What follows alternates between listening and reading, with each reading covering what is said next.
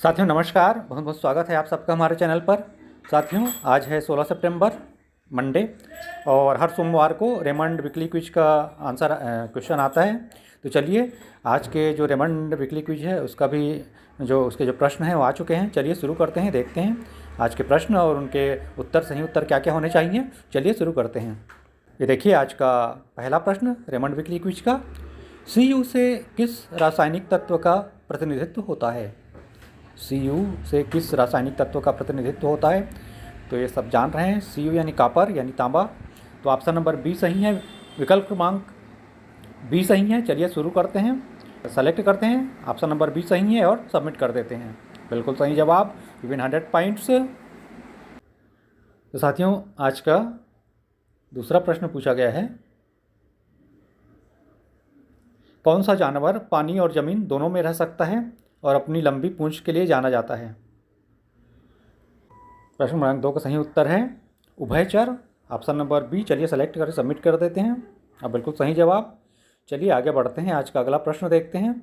अगला प्रश्न पूछा गया है, हिटलर किस पार्टी का नेतृत्व कर रहा था?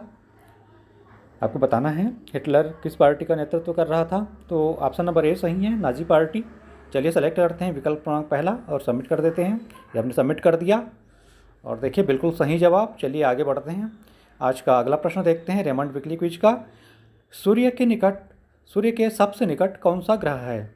आपको बताना है सूर्य के सबसे निकट कौन सा ग्रह है। तो जैसा कि आप सभी जान रहे हैं बुध सबसे निकट है सूर्य के, तो बुध इसका सही उत्तर है, मरकरी या बुध। चलिए सेलेक्ट करते हैं, ऑप्शन नंबर डी सही है। ये हमने सेलेक्ट कर लिया और सबमिट कर दिया और देखिए बिल्कुल सही जवाब। चलिए आगे बढ़ते हैं, आज का नेक्स्ट क्वेश्चन, एक वर्ष में सबसे छोटा महीना कौन सा है? आपको बताना है एक वर्ष में सबसे छोटा महीना कौन सा है। तो इसका उत्तर भी प्राय सभी को पता है, फरवरी इसका सही उत्तर है, ऑप्शन नंबर बी। चलिए सेलेक्ट कर लेते हैं और सबमिट कर देते हैं। ये हमने सबमिट कर दिया, बिल्कुल सही जवाब, यू विन 100 पॉइंट्स। चलिए आगे बढ़ते हैं, आज का अगला प्रश्न, रासायनिक रूप से सोने का प्रतीक कौन सा है? आपको बताना है सोने का रासायनिक रूप से सोने का प्रतीक कौन सा है। तो इसका प्रतीक होता है साथियों अरम यानी ये यू इसका सही उत्तर है, ऑप्शन नंबर डी। चलिए हमने सेलेक्ट कर लिया ये ऑप्शन नंबर डी सही है और सबमिट कर दिया, बिल्कुल सही जवाब, यू विन 100 पॉइंट्स। चलिए आगे बढ़ते हैं, आज का अगला प्रश्न देखते हैं। अगला प्रश्न पूछा गया है, अंग्रेजी वर्णमाला में कितने व्यंजन होते हैं? आपको बताना है अंग्रेजी वर्णमाला में कितने व्यंजन होते हैं।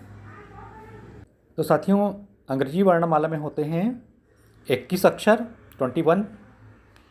तो 21 इसका सही उत्तर है, ऑप्शन नंबर ए। चलिए सेलेक्ट करते हैं और सबमिट कर देते हैं। हमने सबमिट कर दिया और देखिए बिल्कुल सही जवाब। चलिए आगे बढ़ते हैं, आज का नेक्स्ट क्वेश्चन, दिन में घड़ी की सुइयाँ कितनी बार एक साथ आती हैं? आपको बताना है दिन में घड़ी की सुइयाँ जो हैं वो कितनी बार एक साथ आती हैं। तो ये आती हैं 22 बार, 22 टाइम्स। तो ऑप्शन नंबर ए सही है। चलिए हमने सेलेक्ट कर लिया ऑप्शन नंबर ए और सबमिट कर दिया। ये देखिए बिल्कुल सही जवाब, यू विन 100 पॉइंट्स। चलिए साथियों आज का अगला प्रश्न देखते हैं। अगला प्रश्न पूछा गया है, प्रश्न क्रमांक 9, मिजोरम की आधिकारिक भाषाएं कौन सी हैं? आपको बताना है मिजोरम की आधिकारिक भाषाएं कौन सी हैं। तो इसकी आधिकारिक भाषाएं हैं मिजो और अंग्रेजी, ऑप्शन नंबर डी सही है। चलिए हमने सेलेक्ट कर लिया और सबमिट कर दिया, बिल्कुल सही जवाब, यू विन 100 पॉइंट्स। साथियों वीडियो यदि आपको पसंद आ रही है तो लाइक और शेयर जरूर कीजिएगा। चलिए आज का अंतिम प्रश्न देखते हैं, फाइनल क्वेश्चन, 10वां प्रश्न, वॉलीबॉल की उत्पत्ति कहाँ से हुई है? आपको बताना है वॉलीबॉल की उत्पत्ति कहाँ से हुई थी। तो साथियों ये हुई थी अमेरिका यानी यूएसए से, ऑप्शन नंबर सी इसका सही उत्तर है। चलिए ऑप्शन नंबर सी हमने सेलेक्ट कर लिया और सबमिट कर देते हैं, बिल्कुल सही जवाब। तो इस तरह से मिल जाते हैं आपको कुल 1000 पॉइंट्स। तो ये था आज का, इस सप्ताह का, इस मंडे का रेमंड वीकली क्विज, और केबीसी ऑफलाइन क्विज भी हमारे चैनल पर उपलब्ध है, आप जाके चेकआउट कर सकते हैं। चलिए फिर मिलते हैं आपसे अगले वीडियो में सही उत्तरों के साथ। बहुत बहुत धन्यवाद आप सबका, थैंक यू फॉर वॉचिंग।